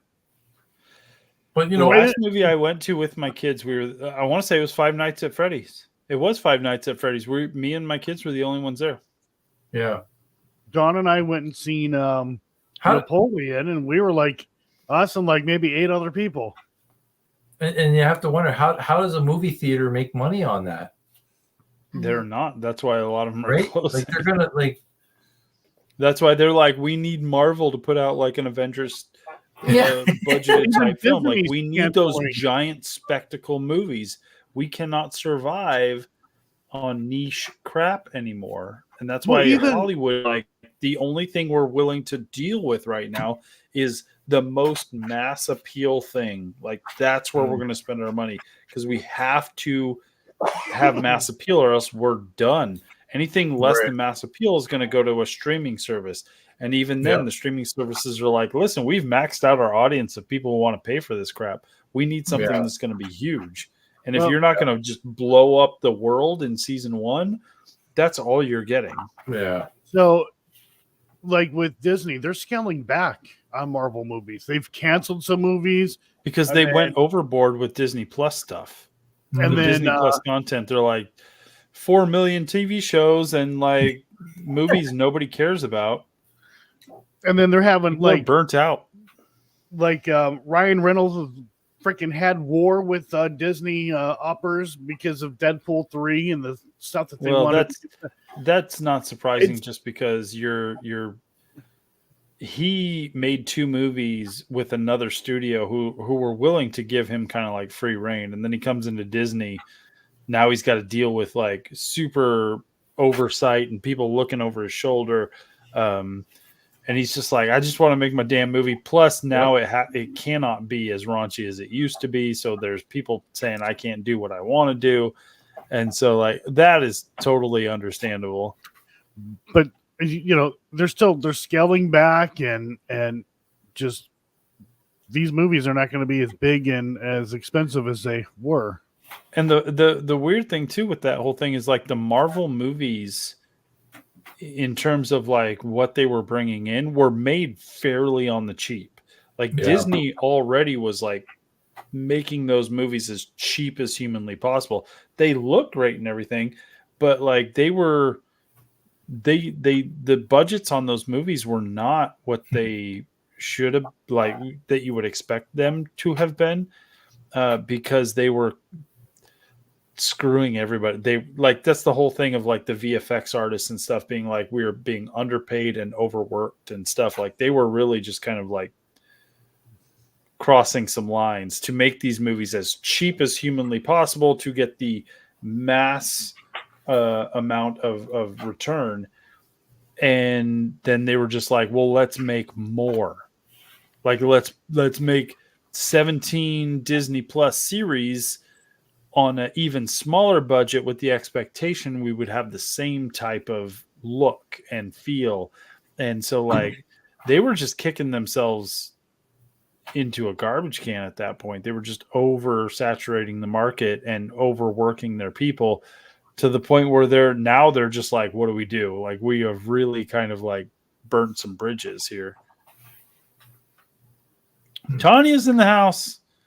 Member for 25 months. Thanks for being a member. Guys, if you want to be a member of this channel, I would greatly appreciate it.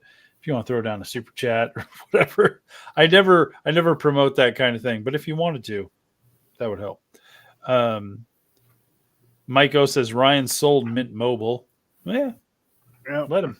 Ryan's doing good for himself. He's not worried. He just doesn't want people looking over his shoulder telling him what he can and cannot do. I would be shocked if we got another Deadpool movie. To be honest, I would be shocked. How many are there? 3? Oh, it's 2. Is there 2? There are 2. They are working on 3. It's coming out later this year. I would be shocked if we got a Deadpool 4. Like they would have to back the money truck up to Ryan Reynolds because I think he would be more like, no, I did my job. Yeah. I told my story. I don't need you guys. I'm doing pretty good as Ryan Reynolds is a brand unto himself. I think he's good. Right. So I've been keeping up with that whole thing with Ryan Reynolds and Disney. He's done. Like Disney does not want anything to do with him after Deadpool. They're done with him. Oh yeah, they're just gonna get their paycheck, or they're gonna cash that check, create that multiverse, do their thing of like whatever. But like that was never going to be a lifelong kind of business relationship, right? Because you're pulling in something from another company that has a different set of like ideals. Another company buys it that has a different set of ideals. The only reason they're doing it is like, this is going to be a kind of a guaranteed moneymaker for us, whether it's good or not. Nobody cares because people are going to tune in to see how Disney does Deadpool. That's what people are coming for. They're like, listen, I am grossly interested to see how Disney does Deadpool, how much they're going to let him get away with. After that relationship's done. You'll never see Ryan Reynolds again in that situation. And he was supposed to appear in like other Marvel stuff, and they're like, well, Deadpool will, but not you. Yeah, it would not like it would not shock me if Deadpool popped up again in something as like a cameo type appearance. And it may be Ryan Reynolds' voice. He won't be in any suit. He won't like it would shock me. I would be shocked. Yeah. And I would guarantee like if you saw him, it's because Disney gave him a garbage truck full of money. Kibber, but Disney... it's gonna be something weird. Like it's Kibber, Steamboat Mickey became public Steamboat domain. Will. Yeah, the very specific Steamboat Willie version of Mickey Mouse, but they still own and have full control over Mickey Mouse. Just Steamboat Willie is in public domain. But at some point, the Mickey Mouse that we know will be up for public domain. People Someday, will do maybe. Yep. No. That's why Disney spends a crap ton of money to change laws to make sure that doesn't happen. But yeah, it's currently just Steamboat Willie is public domain. Just like I think next year or in a couple of years, I don't know, the OG very first version of Superman and Batman become public domain. Ooh. But that doesn't mean like Superman becomes public domain. It's just like a Superman that can't even fly. Like the modernish version of what you consider to be Superman is not public domain, but a very toned down, basic version of Superman will be public domain. But like it's such a slippery slope. Not too many people will do anything with that. It's a weird thing. Mm-hmm. public domain stuff for like existing characters that are that huge, like it gets confusing and very litigious because people will fight tooth and nail. Like if people want to use Steamboat Willie and they don't use him very specifically, Disney will jump on them to no end. There's already a couple horror films. Yeah. Yeah, On the it, yep. day Steamboat Willie went into public domain, there was like 2 horror films that are like Mickey Mouse kills people.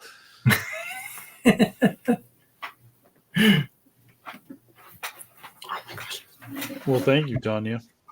Oh, South Park is going to have a field day with that too. Absolutely.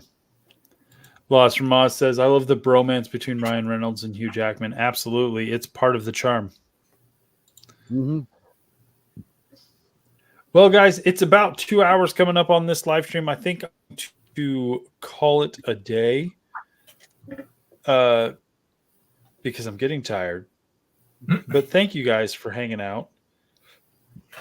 Antoine in the chat, haven't seen you in a while, sir, says, you know what I noticed throughout the whole franchise of X-Men films, the character Jubilee has never been in any of the films, but instead the animated series. And I like Jubilee. I would love to see more Jubilee. Yes. Jubilee has made an appearance in live action in the Generation X TV movie on Fox that was aired one time. Jubilee was in that. So she has made one live action appearance, but it's not in one of the X-Men movies. Tanya, thanks for waiting for me, Jason. I tried. I kept it going as long as I could. It's good to see you. I promise more live streams in the future. I do want to do more this year with Cemetery Road in terms of live streams and sort of member only videos. I will definitely be putting more of those out. So if you want to become a member of the channel, I do have plans for kind of like a mini series of behind the scenes stuff of like me planning to go out to cemeteries, me doing kind of behind the scenes stuff as I go to cemeteries, just to get the membership stuff, a little bit more membership only type things. So be on the lookout for that. If you want to become a member of the channel, that would be awesome. And don't forget to subscribe and hit that bell up there so you get notified when we're all going live. So make sure you're subscribed to Cemetery Road, Weeping Willow Paranormal, Entity 7 Paranormal. Hit that bell because I know I'm doing what I can to get live and put out episodes as much as possible. I know Cassie and Ron are doing the same thing, and I know Joe is pretty good at going live a lot. So you don't want to miss out on the content we're trying to get to you guys. So do that. That would be awesome. Don't forget Joe of Crudis. Crow of Judas. Crow of Judas is out there. He got invited to the hangout tonight, but he's busy. But he sends his love. So make sure you're going and subscribing to Crow of Judas's channel. I'm sure we're all going to hang out again here soon. So be on the lookout for that. Thanks for watching the 100th episode. I know a lot of people are like, hey, congratulations on the 100 episodes.